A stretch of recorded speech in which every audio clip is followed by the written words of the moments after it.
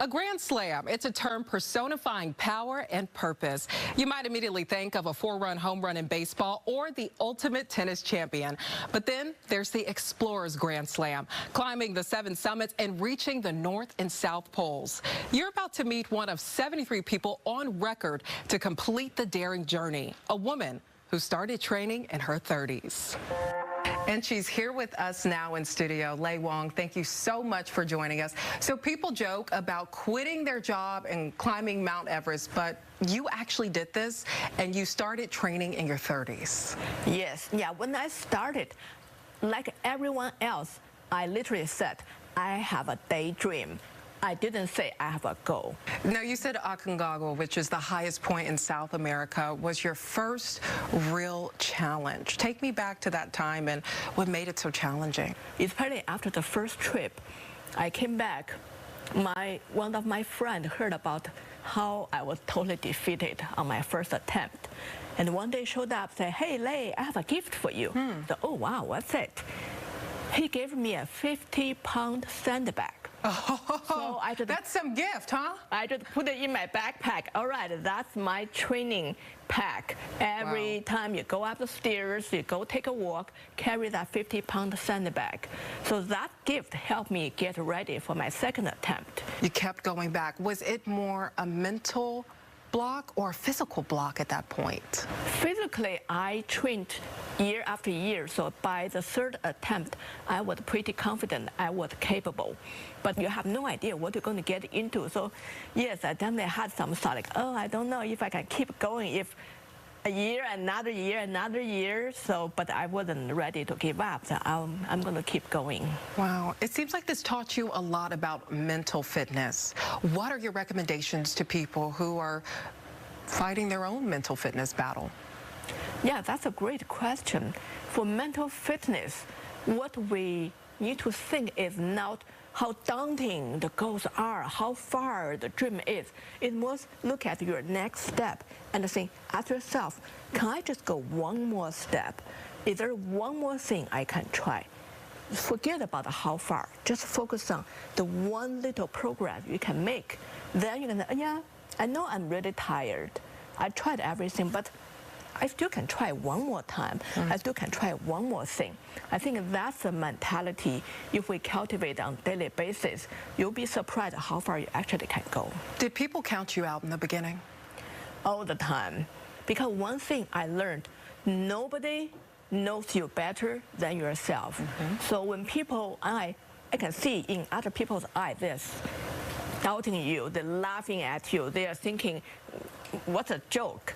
But I can say to myself, you don't know me. You don't know my potential. You don't know what I have been through in the past. You see me right now, look like I'm small, I'm not as strong as you are. You didn't know how far I have gone to come to this point, how much stronger I have become over the journey. So I know how far I can go. I have a lot of potential you don't know, so I'm going to show you. And then you made it to Everest.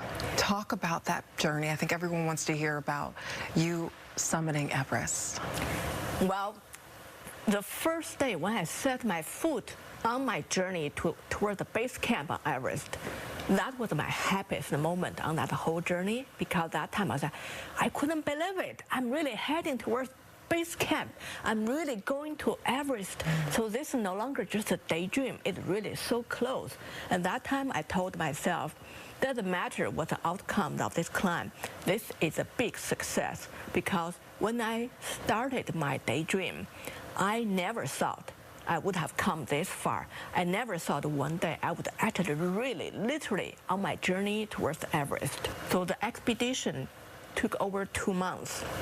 And halfway through, about 1 month in, I got a severe lung infection. Wow. So the doctor had to send me off to a village to recover. While I was just lying there all day, all I could do was medicine and silence and stare into the emptiness. Is this the end of my dream? And that moment, one of my teammates came by to say, hey, Lei, I come to say goodbye. I was like, what? Are they kicking me out?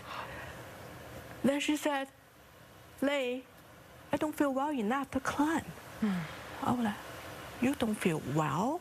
I couldn't even walk a few steps without coughing my lungs out. The next day, another teammate, Lei, I miss my family too much.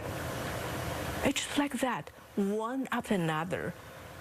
While I was just recovering from my infection, I realized I became one of the last few still holding on. So that time I realized the hardest part about climbing this mountain is not the physical, not dealing with the fear, exhaustions. It's the mental part. When you have to suffer through 2 months, have all the questions, all the doubts, don't know if you're going to make it. We summited on a very windy, snowy night. When we got to the top, I only saw clouds. I didn't know. But I couldn't see the earth is round. what do you feel and hear in that moment?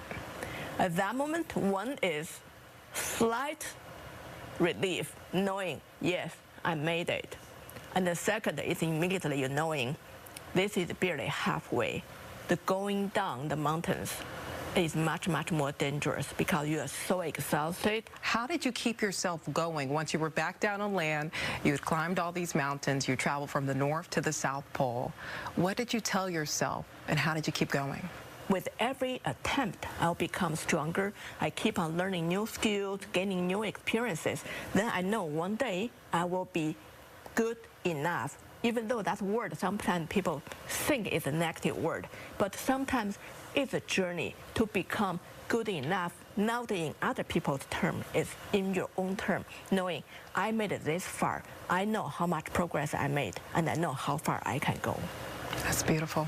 Lei, thank you. Thank you so much, Sabirah. A reminder, you can hear Lei speak at the 2025 TEDx Belltown Women event. It's happening November 8th from 10:30 a.m. until 7:30 p.m.